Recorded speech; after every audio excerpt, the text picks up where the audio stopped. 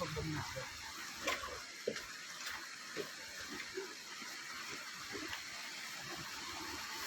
ผมยังหลบเลยเด็ดมันทานกว่า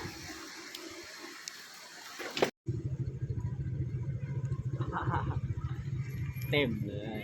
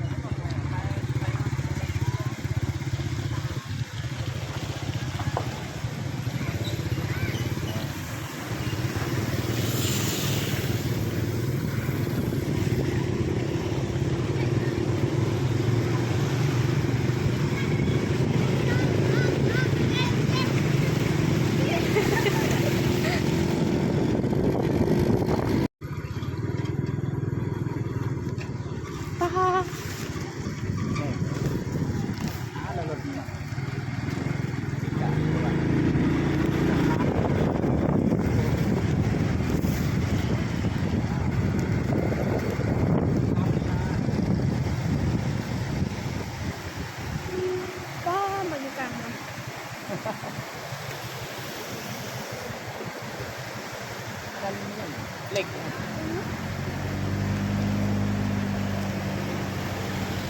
เหล็กเนาะ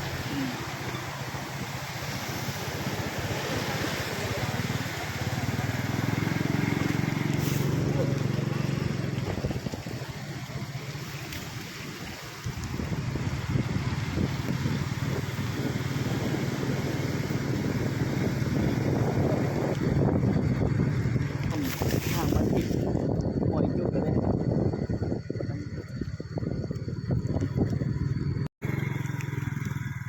อย่างนี้นึงเนาะไม่นึงมีเกี่ยงต้องยำ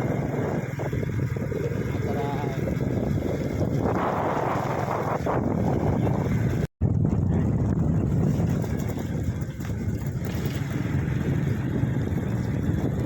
เดี๋ยวเต็งคุณใจแล้วเนาะความทัก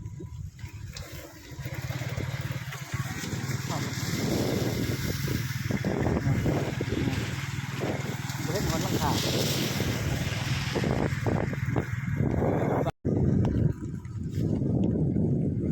ไปอะไรนี่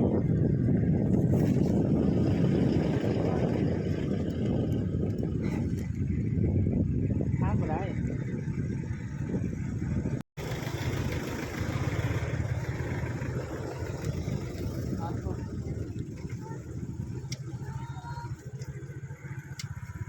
โอ้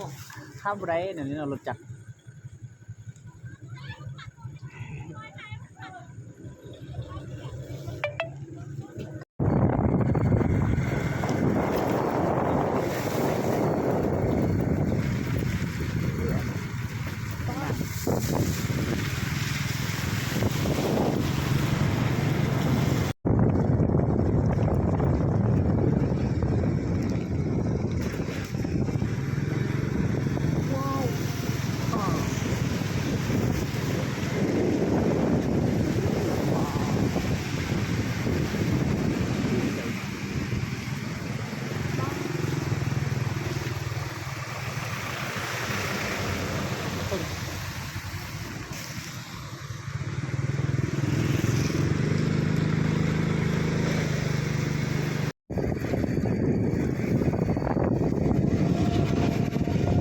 ระดับน้ำผู้ให้เมาป่าโอ้รวมอยู่ได้มีกระดาษสิ่งใหญ่ก็เกี่ยวกับป้าเพื่อเริ่มหักแล้วเริ่มเกี่ยวกับหัก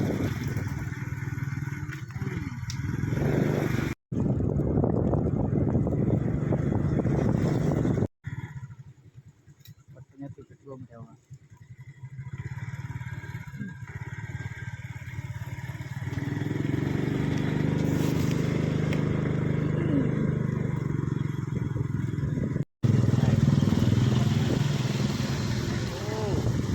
ร่วมเป็นช่วงวันอ่ะตัวนี้เนาะ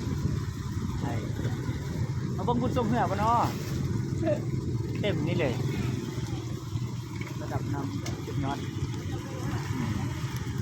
จักหน่อยนี่ก็น่าจะ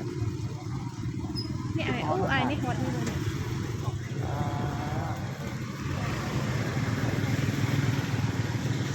พอแล้วได้หอยขึ้นมาบนถาด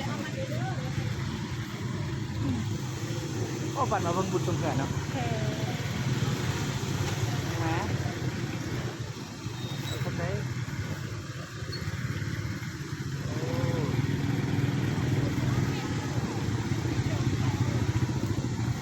เห็นไหมแห้งเติบตัดให้ทำไมเพื่อมันจะตัดมันกันเลยวันนั้นเนี่ยนี่ก็จะถ่ายมันอยู่ท่านก็ตัดเทียนนั้นไล่หมดเลยเมื่อกี้โอ้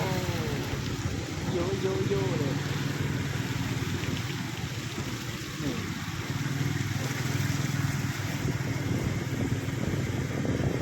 ปลา ซัม นี่ นี่ แค่ อัน เข็มขาดเลยนี่เด้อ เข็มข้องบนอันวัดพระสว่างมันท่วมหมดระบบเนาะ เดี๋ยวจะน้อยเป็นต้น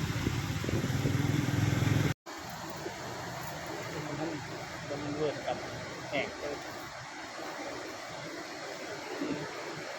รับถ่ายถ่ายกับหมูทอด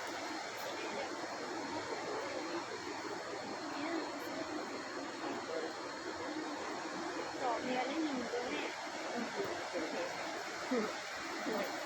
หนักเลย